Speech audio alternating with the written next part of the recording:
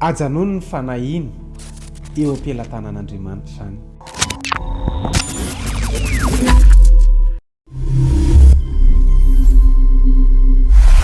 Jesosy dia hiteny aminao manana fanontaniana ho anao izy. Hoy Matoa toko 4:7 amin'ny anaran'i Jesosy manao hoe ary izy aminareo na dia manaza no mahay manampy ny andro iainany na dia kely aza. Tsy manam-pahaizana fa mino hoe tsy ny valiny. Jesosy dia milaza fa tsy ilaina ny fanahiana. Tsy afaka anaisotra ny olana ara-pitso izy fa mangalatra ny fiadanana fotsiny. Ny fanahiana dia ohatry ny hoe midera olana, fa ny vavaka mametraka ny olanao amin'Andriamanitra.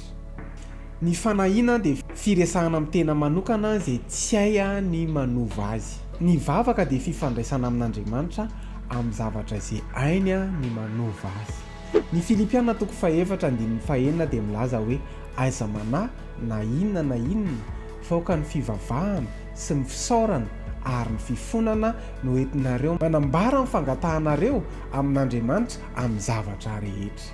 Noho izany ajanony ny fanahiana fa izay tsy voafehinao voafehan'Andriamanitra. Efa nampanantenanao Andriamanitra, izy dia milaza hoe fa fantatsika fa ny zavatra rehetra dia miara-miasa ahasoa izay tian'Andriamanitra dia voantso araka ny fikasany rehetra. Araka ny tenin'Andriamanitra zany fa tsy zavatra ray fa ny zavatra rehetra dia miara-miasa ahasoa izay tian'Andriamanitra ho anao.